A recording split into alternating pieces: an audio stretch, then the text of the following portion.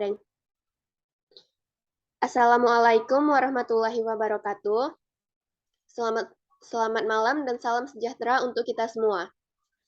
Yang saya hormati Bapak Zetra Hainul Putra MSc PhD dan teman-teman saya sekalian. Pada malam hari ini, saya Tiara Ade Sukma selaku moderator dari kelompok 1 yang akan memimpin jalannya diskusi dengan materi pembelajaran STEAM. Dan sebelum kami mulai presentasinya, akan saya perkenalkan dulu anggota dari kelompok 1, yaitu ada Kak Anissa Nur Aini Indriana dan Kak Tengku Adriana, serta saya sendiri selaku pemateri. Baiklah, tak perlu berlama-lama lagi, mari kita mulai diskusinya dengan penyampaian materi pertama yang akan dilakukan oleh saya sendiri.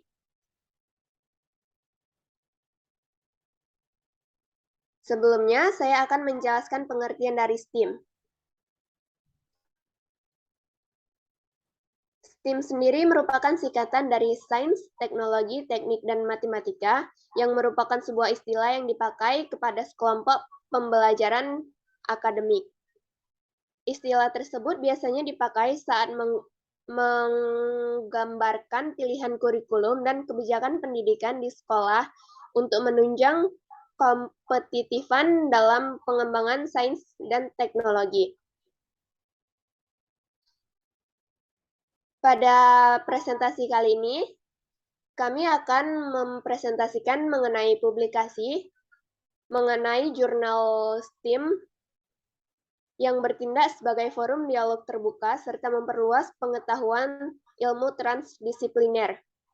Jurnal STEAM merupakan pusat bagi para praktisi dalam berbagai disiplin ilmu yang ingin memberikan komentar, bertukar ide, dan menginformasikan kebijakan praktikum dari STEAM. Sekian penjelasan dari saya mengenai apa itu STEAM, dan materi selanjutnya akan dibawakan oleh Kak Anissa. Kepada Kak Anissa, saya persilahkan. Baik, terima kasih moderator atas waktu yang diberikannya. Kesempatan kali ini saya akan menyampaikan jurnal yang berkaitan dengan STEAM yang berjudul Influence of 3D Models and Animation on Student in Natural Subject, yaitu pengaruh model dan animasi 3 dimensi pada siswa dalam mata pelajaran alam. Yang dimana dalam kegiatan ini efek visualisasi dinamis dan statis itu menunjukkan pengaruh positif yang dominan antara efek visualisasi dan dinamis dan statis. Namun hasil dari perbandingan individu antara keduanya itu sangat heterogen. Nilai yang dapat kami sampaikan adalah visualisasi dinamis atau model 3 dimensi dan animasi yang digunakan dalam kelompok eksperimen memiliki pengaruh positif yang lebih kuat terhadap dan memotivasi intrinsik dan hasil belajar IPA siswa yang sangat baik, yaitu untuk mata pelajaran biologi, kimia, dan geologi, dibandingkan visualisasi statis yang hanya digunakan di dalam kelompok kontrol, dan variabel yang dipilih yaitu jenis kelamin siswa, usia, tingkat pendidikan, domain pembelajaran, dan kepribadian guru, semuanya berpengaruh nyata terhadap hasil yang disampaikan terkait dengan model 3 dimensi dan animasi. Proses pengajaran secara signifikan meningkatkan motivasi intrinsik siswa untuk belajar IPA lebih spesifik, yang mana komponennya adalah adanya minat, upaya untuk berpartisipasi aktif dalam proses pendidikan, adanya kompetensi yang dirasakan, pemahaman tentang kegunaan dari pembelajaran IPA sebagai mata pelajaran. Selain itu, siswa dalam kelompok eksperimen mencapai tingkat pengetahuan kimia yang jauh lebih tinggi daripada teman-teman mereka yang ada di kelompok statis. Dengan analis ini dapat diidentifikasi juga bahwa ada variabel moderator, yaitu usia siswa, pembelajaran domain, dan kepribadian guru. Variabel-variabel ini secara signifikan mempengaruhi motivasi intrinsik dengan cara yang berbeda. Efek positif terkuat dari visualisasi dinamis ditemukan di antara siswa 11 sampai 13 tahun. Sedangkan yang paling rendah, sisi positifnya ditemukan di antara siswa usia 14 sampai 16 tahun. Berdasarkan dari temuan-temuan ini, dapat disimpulkan bahwa model 3 dimensi dan animasi ini memiliki efek positif bagi siswa dan guru harus memasukkan alat ini sebagai visual di dalam setiap mata pembelajaran. Untuk itu, guru didorong untuk menerapkan alat bantu visual dinamis ini dalam pembelajaran mereka secara lepas dari keyakinan mereka dan mendapatkan dukungan yang memadai dalam proses implementasi jika diperlukan. Representasi visual ini telah dikembangkan untuk membantu berpikir dan kami umumnya menggunakannya untuk lebih memahami berbagai data. Tujuannya adalah untuk mempresentasikan data secara visual sedemikian rupa sehingga paling penting pola dapat dibedakan dengan jelas dari lingkungannya untuk memungkinkan kita menangkap dan memasukkan informasi baru ke dalam jangka panjang atau memori. Visualisasi yang akan digunakan dalam pembelajaran ini bertopik abstrak. Visualisasi dapat dibagi menjadi visualisasi statis, yaitu misalnya ilustrasi diam atau slide dan foto. Dan juga visualisasi dinamis, misalnya animasi, model berputar 3 dimensi, simulasi, dan video. Yang terakhir, telah mendapatkan popularitas sebagai penggunaan grafis di lingkungan pendidikan berbasis komputer semakin menjadi hal biasa. Namun perbandingan individu antara diferensial, efek visualisasi statis dan dinamis telah menghasilkan hasil yang sangat heterogen. Alat bantu visualisasi dinamis seperti animasi, simulasi, model, dan video berputar 3 dimensi dapat digunakan dalam proses pengajaran untuk beberapa tujuan. Yang pertama, animasi dapat berfungsi sebagai sarana untuk mendapatkan perhatian. Yang kedua, animasi dapat digunakan untuk mendemonstrasikan konkret atau abstrak prosedur yang harus dihafal dan dilakukan oleh pelajar. Dan yang ketiga, animasi pengajaran efektif dalam menggambarkan proses yang berubah dari waktu ke waktu dan ruang. Mungkin itu yang dapat saya sampaikan. Saya kembalikan kepada moderator. Terima kasih atas materi yang disampaikan oleh Kak Anissa. Sebelum itu, saya ingin bertanya, Kak, dari penjelasan Kakak mengenai isi jurnal tersebut, apa sih kendala dalam penerapan model yang ada dalam jurnalnya? Untuk kendalanya sendiri sebenarnya ada dua faktor. Yang pertama faktor dari guru, dari sisi pendidik, yang dimana ketika pendidik ini tidak menguasai teknologi, maka pendidik akan susah dalam menggunakan visual dinamis maupun dinamis. Karena ketika menggunakan visual statis bisa, karena visual dinamis ini lebih menggunakan teknologi yang ada, karena dia menggunakan animasi-animasi yang semuanya berkaitan dengan teknologi. Yang kedua, ada faktor dari penghambatnya dari siswa.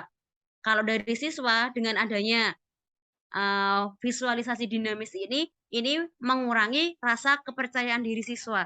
Karena di sini siswa hanya mengeksplor saja, melihat saja yang direncanakan oleh guru sehingga mereka tidak diberi kesempatan untuk mempresentasikan ataupun mengajukan sesuatu yang mereka ketahui tentang pembelajaran yang mereka terima. Mungkin itu jawaban dari saya, Kak Ara.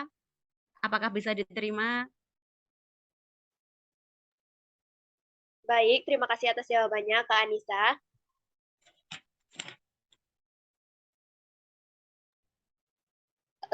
Beralih ke materi selanjutnya, yaitu presentasi yang akan dibawakan oleh Kak Tengku. Kepada Kak Tengku, saya persilahkan.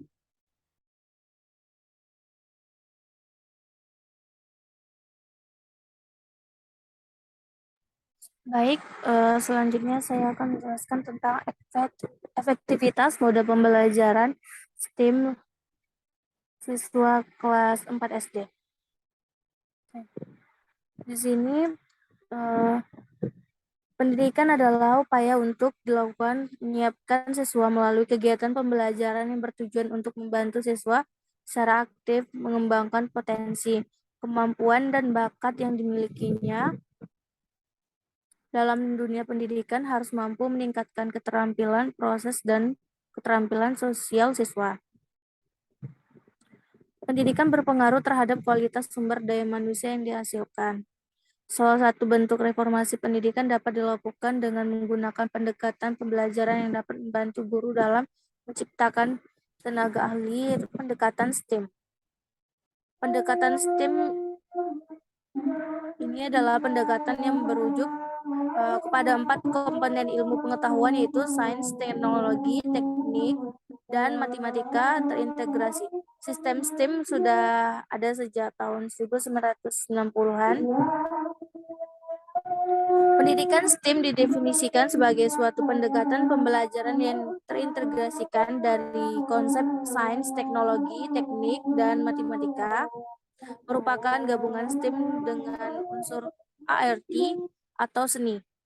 STEM lebih lanjut didefinisikan sebagai pendekatan belajar yang menggabungkan antara 2 atau 1 bidang ilmu yang termuat dalam STEM dan antara bidang ilmu yang termuat dalam STEM dengan 1 atau lebih mata pembelajaran sekolah lainnya. Dalam pendidikan STEM adalah pendekatan terintegrasi yang menggabungkan mata pelajaran sains, teknologi, dan matematika sebagai sarana mengembangkan penyelidikan siswa komunikasi dan menyelidikan siswa pemikiran kritis selama pembelajaran. Dari STEM yang menyoroti hubungan 2 atau lebih area konten untuk memadu instruksi melalui observasi, penyelidikan, dan pemecahan masalah. Ada beberapa langkah dalam pendekatan pembelajaran STEM. Yang pertama adalah langkah pengamatan. Peserta didik dimotivasi untuk melakukan pengamatan terhadap berbagai pengamatan yang dapat dalam lingkungan kehidupan sehari-hari yang memiliki keterikatan dengan konsep sains dalam pembelajaran yang sedang dibahas. Yang kedua ada langkah ide baru. Peserta didik mengamati dan mencari informasi tambahan mengenai berbagai fenomena atau isu yang berhubungan dengan topik sains yang dibahas. Yang ketiga ada langkah inovasi. Peserta didik diminta untuk mengurangi hal-hal yang harus dilakukan agar ide yang telah dihasilkan pada langkah ide baru sebelumnya dapat diaplikasikan. Nah, selanjutnya ada langkah kreasi. Langkah ini adalah pelaksanaan semua saran dan pendapat hasil diskusi mengenai ide yang dapat diaplikasikan. Yang terakhir ada langkah nilai. Langkah ini harus dimiliki oleh peserta didik dari ide yang dihasilkan peserta didik berupa sebuah nilai yang dapat bermanfaat bagi kehidupan sosial. Mungkin itu saja materi dari saya kembalikan ke moderator. Terima kasih atas penyampaian materi dari Kak Tengku. Jika ada yang kurang jelas atau ingin ditanyakan kepada pendengar, dipersilahkan.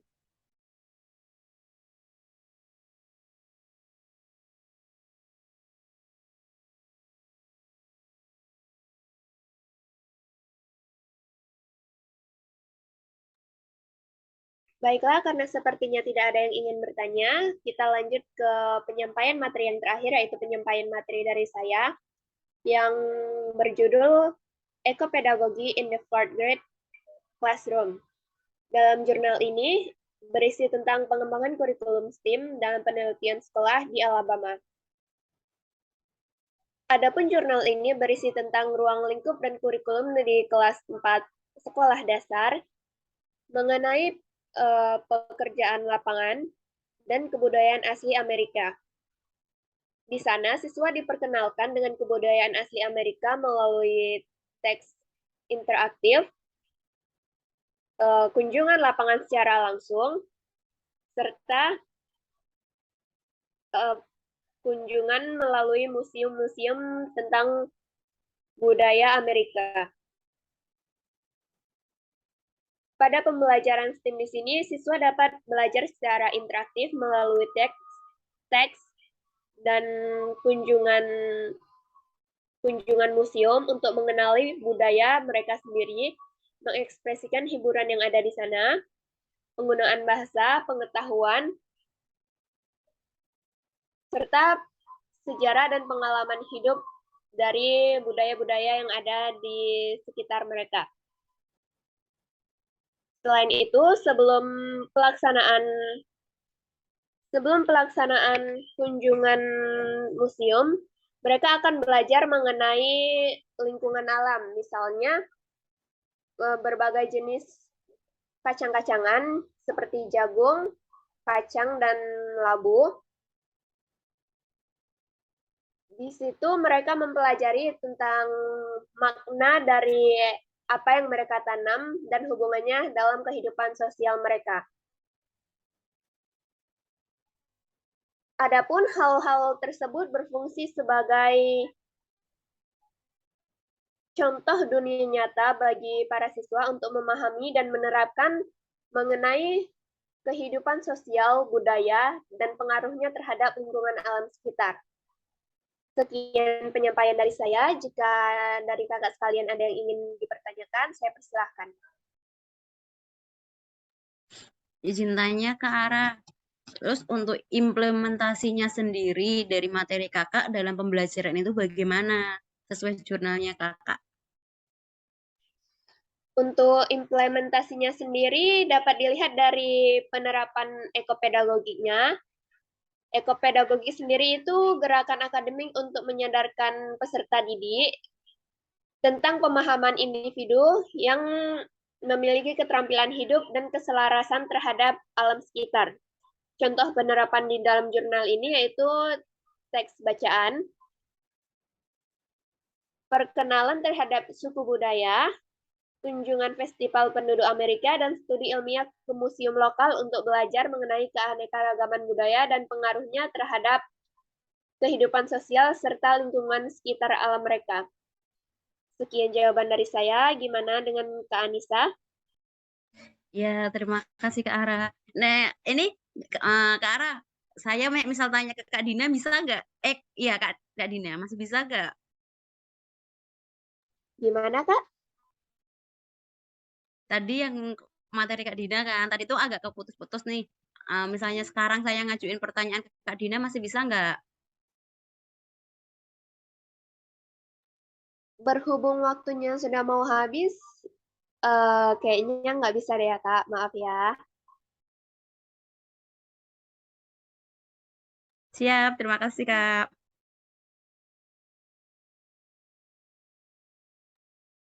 Jadi yang dapat saya, sebelum kita tutup presentasinya kali ini, dapat saya simpulkan bahwa sains, teknologi, teknik, dan matematika merupakan konsep dari akademik yang sangat penting bagi para peserta didik dalam mengeksplorasi hubungan mereka dengan alam sekitarnya.